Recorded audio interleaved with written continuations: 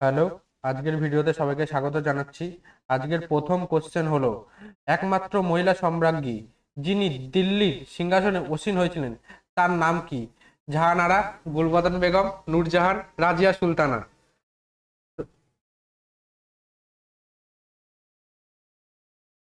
তাহলে একমাত্র মহিলা যিনি দিল্লির সিংহাসনে আসীন হয়েছিলেন তিনি কে ছিলেন?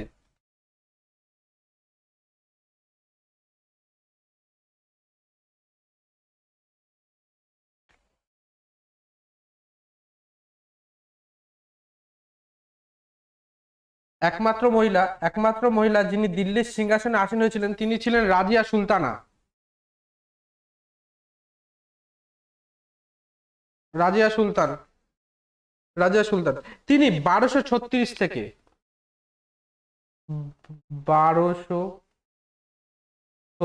থেকে 1240 সাল পর্যন্ত রাজত্ব করেছিলেন।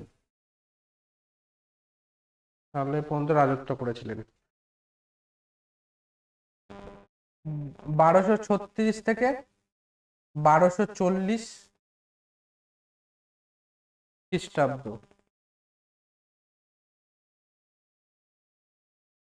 তিনি দাস বংশের শাসক ছিলেন। দাস বংশ বা মামলুক বংশ, দাস বংশ,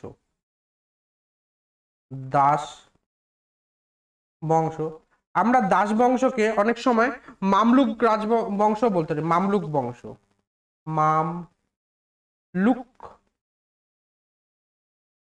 বংশ। দিল্লির সিংহাসনে আসীন একমাত্র মহিলা সম্রাজ্ঞী হলেন রাজিয়া সুলতানা। তিনি 1236 থেকে 1240 পর্যন্ত দিল্লি সালতানাত শাসন করেছিলেন। তিনি দাস বংশের সুলতান ইলতুৎমিশের কন্যা ছিলেন। তিনি ইলতুৎমিশের কন্যা ছিলেন। রাজিয়া সুলতানা তার কার কন্যা ছিল? ইলতুৎমিশের কন্যা ছিল। ইলতুৎমিশ ইলতুৎমিশের কন্যা ছিল রাজিয়া সুলতানা। রাজিয়া সুলতানা দিল্লির প্রথম এবং শেষ নারী সুলতান, আর তিনি ইলতুৎমিশের কন্যা ছিলেন। তাহলে পরবর্তী কোশ্চেনে যাওয়া যাক। বলেছে নিচের কোনটি সংসদের অধিবেশন নয়? একটা গ্রীষ্মকালীন অধিবেশন, আর কিছু একটুখানি এখানে ভুল আছে। একটা গ্রীষ্মকালীন অধিবেশন হবে, একটা শীতকালীন অধিবেশন, একটা, এক মিনিট, একটা বর্ষাকালীন অধিবেশন, একটা বাজেট অধিবেশন। তা বলেছে কোনটি, নিচের কোনটি ভারতীয় সংসদের অধিবেশন নয়? তাহলে ভারতীয় সংসদের অধিবেশন নয়, একটা বাজেট অধিবেশন। এটা হবে শীতকালীন অধিবেশন, শীতকালীন। অপশন বি শীতকালীন অধিবেশন হবে। এটা শীতকালীন অধিবেশন হবে। এটা বর্ষাকালীন অধিবেশন হবে, বর্ষাকালীন অধিবেশন। তাহলে একটা গ্রীষ্মকালীন, একটা বর্ষাকালীন, শীতকালীন। তাহলে বাজেট অধিবেশন কত থেকে? ফেব্রুয়ারি থেকে মে মাস পর্যন্ত হয়। ফেব্রুয়ারি থেকে মে মাস অব্দি হয়। ফেব্রুয়ারি থেকে মে মাস পর্যন্ত হয় বাজেট অধিবেশন। বাজেট অধিবেশন হয় কত থেকে? ফেব্রুয়ারি থেকে মে মাস পর্যন্ত। বর্ষাকালীন অধিবেশন, যদি বলে বর্ষাকালীন অধিবেশন হয় জুলাই থেকে সেপ্টেম্বর। জুলাই থেকে সেপ্টেম্বর। জুলাই থেকে সেপ্টেম্বর।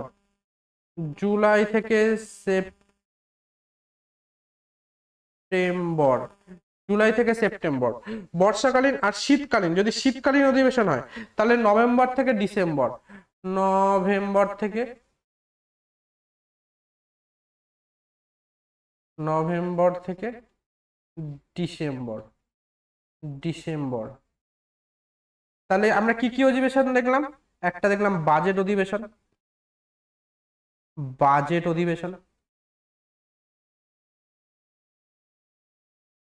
একটা দেখলাম বর্ষাকালীন অধিবেশন।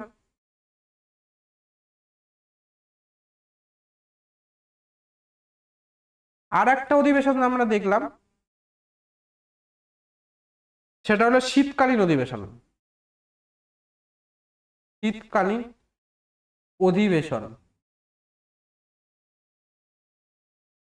মনে রাখবে, এই বাজেট অধিবেশন সব থেকে বড় অধিবেশন। বাজেট অধিবেশন বছরের প্রথম ও দীর্ঘতম অধিবেশন, সাধারণত জানুয়ারির শেষ থেকে এপ্রিল অথবা মে মাস পর্যন্ত চলে। আর যেই অধিবেশনটা ভারতীয় সংসদে হয় না সেটা হলো গ্রীষ্মকালীন অধিবেশন, এটা হয় না। তাহলে অপশন এ সঠিক। গ্রীষ্মকালীন অধিবেশন বলে কোনো কিছু হয় না আমাদের ভারতীয় সংসদে।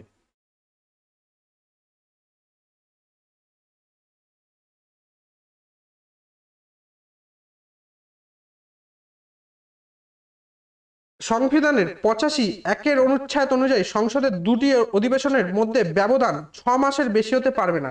তাহলে একটা অধিবেশন থেকে আরেকটা অধিবেশনের গ্যাপ কত, সবচেয়ে বেশি ব্যবধান কত থাকতে পারে? 6 মাস। 6 মাসের মধ্যে অধিবেশন হবেই, 6 মান্থ।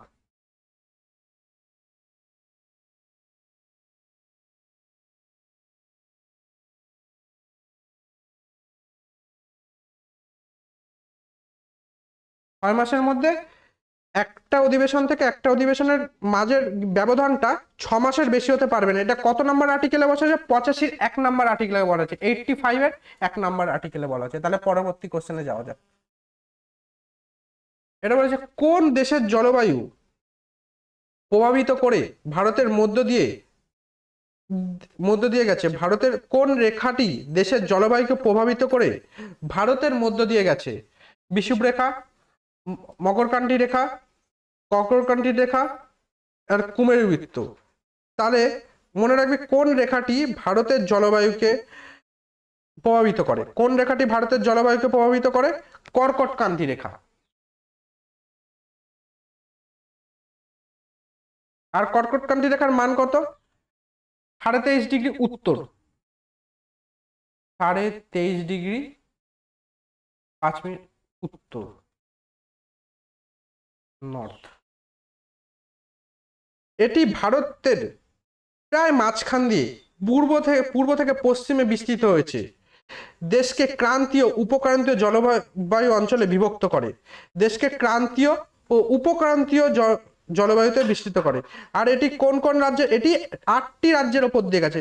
তাহলে 8টি রাজ্যগুলো কি কি? গুজরাট, রাজস্থান, মধ্যপ্রদেশ, ছত্তিশগড়, ঝাড়খণ্ড, পশ্চিমবঙ্গ, ত্রিপুরা, মিজোরাম। তাহলে গুজরাটের ওপর দিয়ে গেছে, গুজরাট, রাজস্থান, মধ্যপ্রদেশ,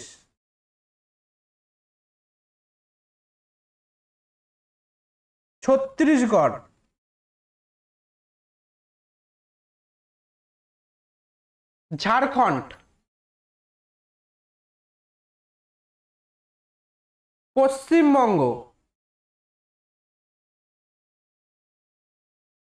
ত্রিপুরা, মিজোরাম।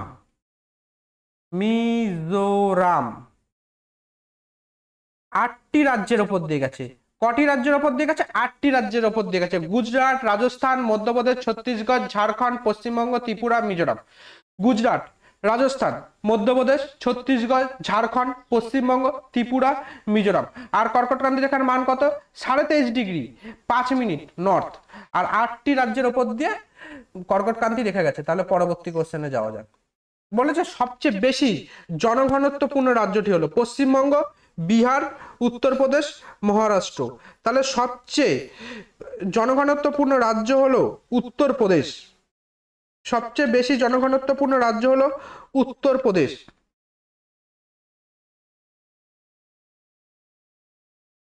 জনঘনত্ব, এখানে বলেছে জনঘনত্বপূর্ণ রাজ্য, সবচেয়ে বেশি জনঘনত্বপূর্ণ রাজ্য।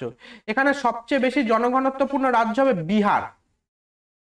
জনঘনত্বপূর্ণ রাজ্য হবে বিহার, পশ্চিমবঙ্গ, বিহার, উত্তরপ্রদেশ। আর যদি বলতো সবচেয়ে জনসংখ্যার দিক দিয়ে হতো উত্তরপ্রদেশ। তাহলে আমরা কিছু জিনিস জেনে নিই। জনসংখ্যার দিক দিয়ে যদি বলে জনসংখ্যার দিক থেকে, জনসংখ্যার দিক দিয়ে যদি বলে বেশি, কোন রাজ্য বেশি জনসংখ্যার দিক দিয়ে বেশি? তাহলে মনে রাখবে জনসংখ্যার দিক দিয়ে যদি বেশি বলে, বেশি, তাহলে মনে রাখবে উত্তরপ্রদেশ, উত্তর প্রদেশ। আর যদি বলে কম, তাহলে মনে রাখবে সিকিম।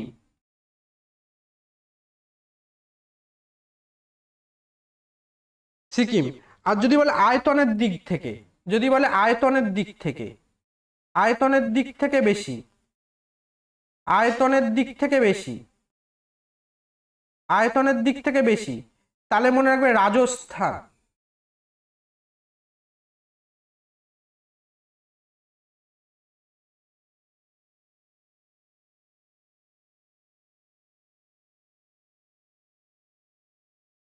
আর কম গোয়া। আর জনঘনত্বপূর্ণ রাজ্য হলো বিহার। বিহারে প্রতি বর্গ কিলোমিটারে 1102 জন করে থাকে, 1102 জন করে থাকে, 1102 জন করে থাকে।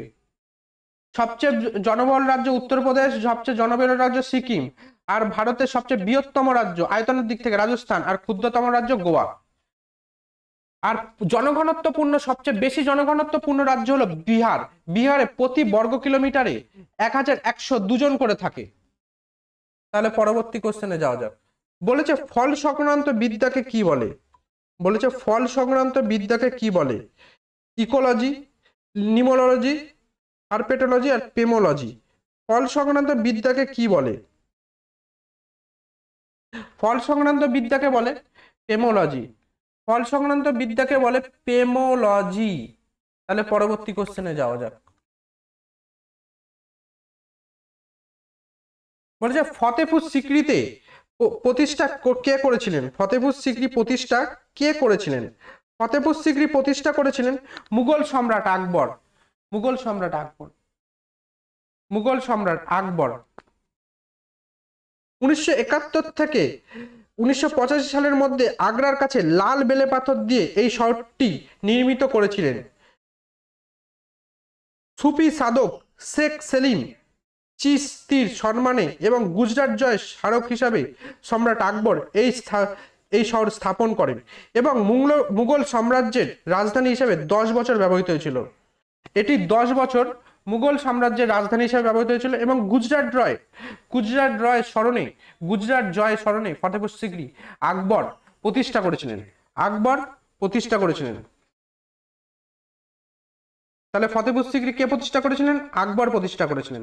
তাহলে পরবর্তী কোশ্চেনে যাওয়া যাক।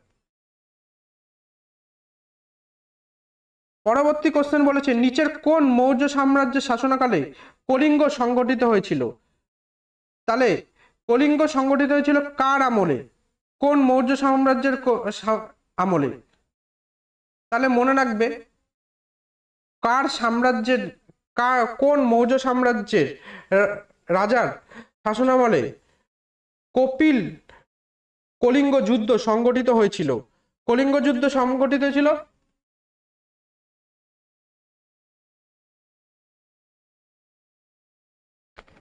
কলিঙ্গ যুদ্ধ হয়েছিল অশোকের আমলে। অশোকের আমলে খ্রিস্টপূর্ব কলিঙ্গ যুদ্ধ মৌর্য সম্রাট অশোকের শাসনামলে সংগঠিত হয়েছিল। এই ভয়াবহ যুদ্ধটি আনুমানিক খ্রিস্টপূর্ব 261 অব্দে সংগঠিত হয়েছিল, যা অশোকের রাজ্যাভিষেকের অষ্টম বা নবম বছরে হয়েছিল। অশোকের সিংহাসনের বসার নবম বা নবম বা অষ্টম বা নবম বছরে এই যুদ্ধটি হয়েছিল, অষ্টম অথবা নবম বছরে। আর এটি কবে হয়েছিল? 261 অব্দে। 261 অব্দে। 261 অব্দে হয়েছিল। 261 অব্দে হয়েছিল এটি। 261 অব্দে হয়েছিল এইটি। অষ্টমের আর অশোকের সিংহাসনে বসার অষ্টম বা নবম বর্ষে ছিল। 261 অব্দে কলিঙ্গ যুদ্ধটি হয়েছিল। তাহলে পরবর্তী কোশ্চেনে যাওয়া যাক। নিচের কোন রাজ্যে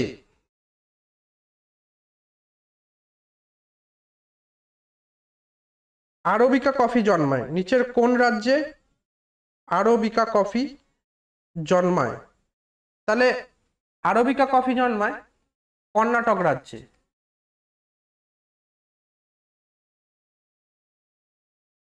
ভারতের অ্যারাবিকা কফি মূলত কর্ণাটক রাজ্যে উৎপন্ন হয়। তাহলে পরবর্তী কোশ্চেনে যাওয়া যাক। বলেছে সত্যশোধক সমাজ কে প্রতিষ্ঠা করেন? সত্যশোধক সমাজ কে প্রতিষ্ঠা করেন? সত্যশোধক সমাজ প্রতিষ্ঠা করেন জ্যোতিবা ফুলে। জ্যোতিবা ফুলে সত্যবোধক সমাজ প্রতিষ্ঠা করেন। 24শে সেপ্টেম্বর 1873 সালে। 24শে সেপ্টেম্বর 24শে সেপ্টেম্বর 1873 সালে 1873 সালে 24শে সেপ্টেম্বর 1873 সালে।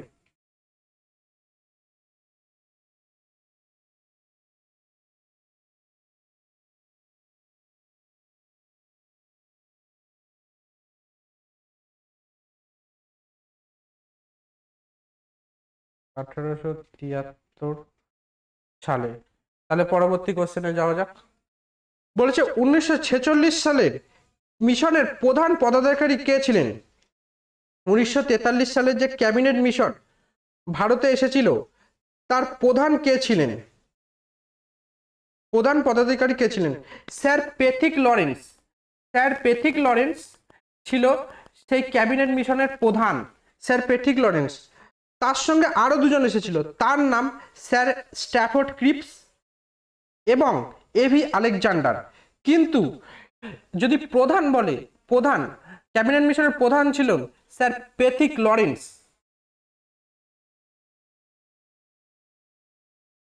1946 সালে মার্চ মাসে ভারতে আসেন ক্যাবিনেট মিশন, 1946 সালের মার্চ মাসে। তাহলে পরবর্তী কোশ্চেনে যাওয়া যাক। বলেছে গণপরিষদের সাংবিধানিক উপদেষ্টা কে ছিলেন নিম্নের কে? তাহলে গণপরিষদের সাংবিধানিক উপদেষ্টা ছিলেন স্যার বেনেগাল নারসিং রাও বা বিএন রাও। বিএন রাও ছিল আমাদের গণপরিষদের সাংবিধানিক উপদেষ্টা ছিলেন। আর খসড়া কমিটি যদি বলে, খসড়া কমিটির চেয়ারম্যানকে, খসড়া কমিটির চেয়ারম্যান ডক্টর বি আর আম্বেদকর। খসড়া কমিটির চেয়ারম্যান, খসড়া কমিটির চেয়ারম্যান, খসড়া কমিটির চেয়ারম্যান খসড়া কমিটির চেয়ারম্যান ডক্টর বি আর আম্বেদকর। তাহলে পরবর্তী কোশ্চেনে যাওয়া যাক। বলেছে Indira Gandhi centre for atomic research অবস্থিত নিম্নের কোথায়? Indira Gandhi centre for atomic research অবস্থিত নিম্নের কোথায়? তাহলে কালপাক্কামে, কালপাক্কামে।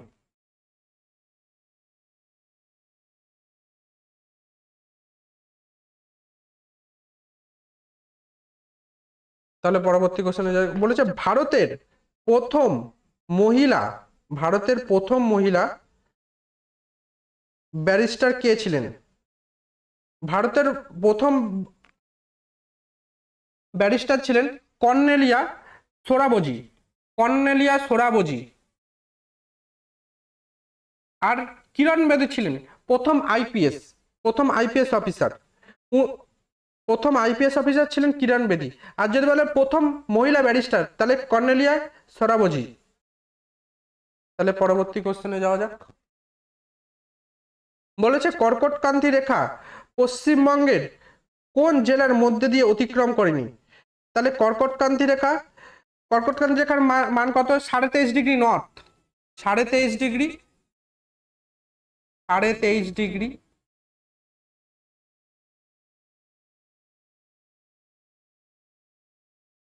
নর্থ।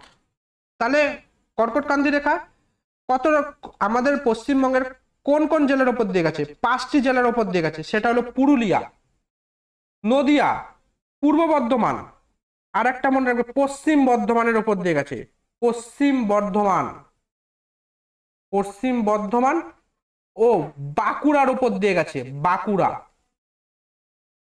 তাহলে কটি হলো? এখানে পুরুলিয়ার উপর দিয়ে গেছে, নদিয়ার উপর দিয়ে গেছে, পূর্ব বর্ধমানের উপর দিয়ে গেছে, পশ্চিম বর্ধমানের উপর দিয়ে গেছে, বাঁকুড়ার উপর দিয়ে গেছে। কিন্তু এই বীরভূমের উপর দিয়ে কর্কটক্রান্তি রেখা যায়নি। তাহলে পরবর্তী কোশ্চেনে যাওয়া যাক। বলেছে মৌর্য রাজবংশের প্রথম শাসক নিম্নের কে ছিলেন? মৌর্য রাজবংশের প্রথম শাসক কে ছিলেন? মৌর্য রাজবংশের প্রথম শাসক ছিলেন চন্দ্রগুপ্ত মৌর্য। চন্দ্রগুপ্ত মৌর্য ছিলেন, চন্দ্রগুপ্ত মৌর্য ছিলেন মৌর্য রাজবংশের প্রথম শাসক বা প্রতিষ্ঠাতা ছিলেন। তাহলে পরবর্তী কোশ্চেনে যাওয়া যাক। নিম্নের কোনটিকে প্রথম ইন্টারনেট সার্চ হিসাবে বিবেচনা করা হয়? নিম্নের কোনটিকে প্রথম ইন্টারনেট সার্চ ইঞ্জিন হিসাবে ব্যবহৃত করা হয়? আর্চি। আর্চি হলো প্রথম ইন্টারনেট সার্চ ইঞ্জিন, প্রথম ইন্টারনেট সার্চ ইঞ্জিন। তাহলে পরবর্তী কোশ্চেনে যাওয়া যাক। গৌতম বুদ্ধ কোথায় নির্মাণ লাভ করে? গৌতম বুদ্ধ কোথায় নির্মাণ লাভ করে?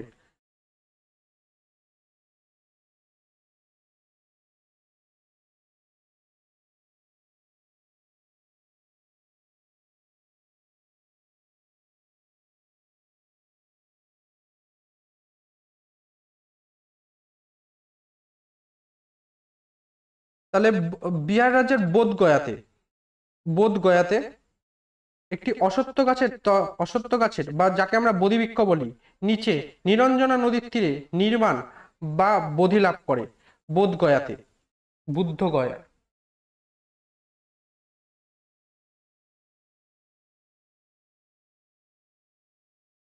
নির্মাণ লাভ করে বোধগয়াতে, বিহারে। আর যেই গাছটির নিচে তাকে বুদ্ধগয়াও বলা হয়। আর আর সেটাকে আমরা বলি বোধগয়া, ঠিক আছে, বোধগয়া। আর যেই গাছের নিচে, যে অশ্বত্থ গাছের নিচে তিনি গৌতম বুদ্ধ নির্মাণ লাভ করে তাকে আমরা বোধিবৃক্ষ বলি।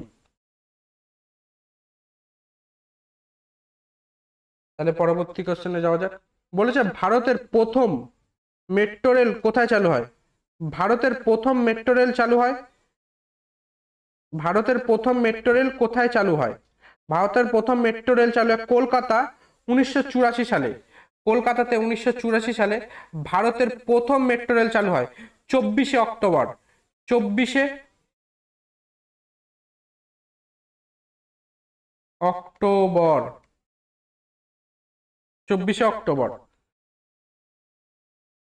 তাহলে পরবর্তী কোশ্চেনে যাওয়া যাক। বলেছে বিশ্ব বাণিজ্য সংস্থার সদর দপ্তর কোথায়? বিশ্ব বাণিজ্য সংস্থার সদর দপ্তর কোথায়? সুইজারল্যান্ডের জেনেভাতে। সুইজারল্যান্ডের জেনেভাতে বিশ্ব বাণিজ্য সংস্থার সদর দপ্তর। বিশ্ব বাণিজ্য সংস্থা, WTO, ওয়ার্ল্ড ট্রেড অর্গানাইজেশন। তাহলে পরবর্তী কোশ্চেনে যাওয়া যাক। বলেছে নিচের কোনটি অন্তঃক্ষরা গ্রন্থি নয়? বলেছে নিচের কোনটি অন্তঃক্ষরা গ্রন্থি নয়? তাহলে অন্তঃক্ষরা গ্রন্থি নয়, এটাই হবে প্লীহা। প্লীহা হলো অন্তঃক্ষরা গ্রন্থি না, নয়। তাহলে আজকের মতো ক্লাসটা এখানেই শেষ করছি। দেখা হচ্ছে পরের ভিডিওতে।